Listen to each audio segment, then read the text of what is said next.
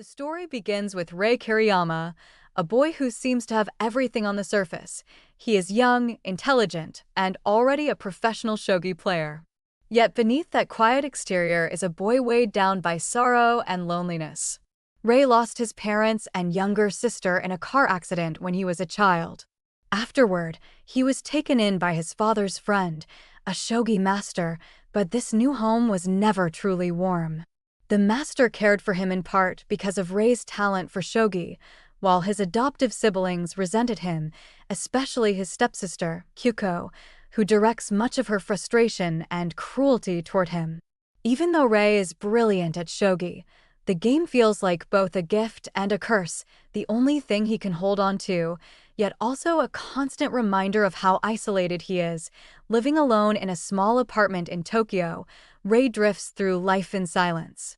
He often struggles with depression, self-loathing, and exhaustion from the endless cycle of shogi matches. Though he is technically successful, he feels hollow, like a ghost in his own life. This is the Rei the audience first meets, a boy adrift, disconnected, and unsure if there is any meaning in continuing.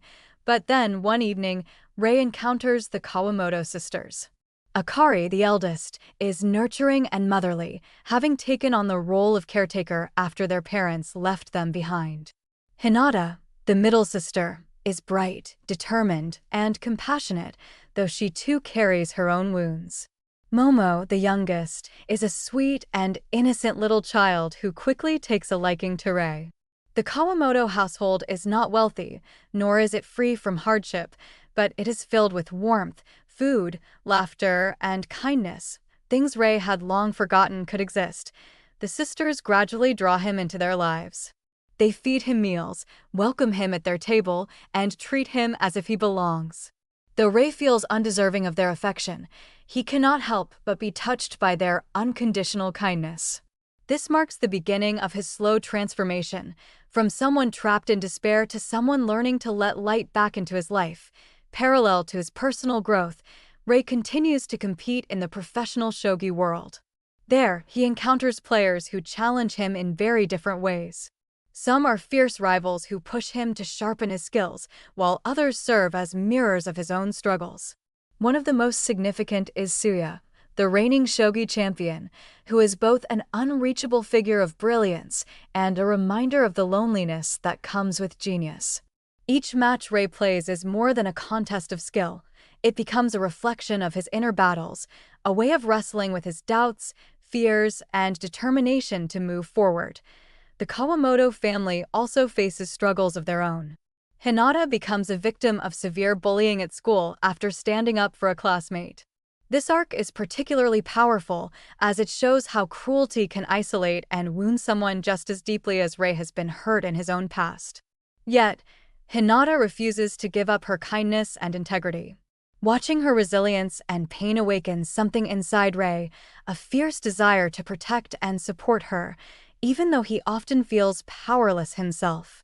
Their shared hardships bring them closer, and Rei begins to understand that bonds are not about perfection, but about standing by each other in difficult times. Kyuko, Rei's stepsister, represents another thread of conflict in his life. Her bitterness, manipulative behavior, and complicated relationship with Rei stem from her own wounds. Though she often torments Rei, their relationship reveals how trauma can twist bonds into something painful yet impossible to completely sever. Through facing Kyuko, Rei slowly begins to see that he must learn not only to understand others' pain, but also to set boundaries for himself. As time passes, Rei begins to grow stronger, not in a sudden, dramatic way, but gradually, like the changing of seasons. He becomes more connected to the Kawamotos, more willing to rely on others, and more determined to keep moving forward in shogi. He learns that his worth is not tied only to victory, and that life, like shogi, is about more than winning or losing. It is about the connections formed along the way, the quiet moments of warmth, and the courage to continue even when the board seems stacked against you. At its heart, March Comes In Like a Lion is not just a story about shogi or competition. It is a deeply human tale about loneliness, depression, kindness, and healing. It shows how someone weighed down by grief can slowly, gently, find their way back into the world. It celebrates the small acts of love, a shared meal, a hand held in silence, a warm smile. That can save a person more surely than any grand gesture. Ray's journey is not about erasing his sadness, but about learning to live with it while finding joy in the connections he builds. By the end, he is no longer the boy who walked through life like a shadow. He becomes someone who belongs, who loves, and who continues forward step by step, guided by both the game of shogi and the bonds that finally gave him a reason to keep going. The story begins with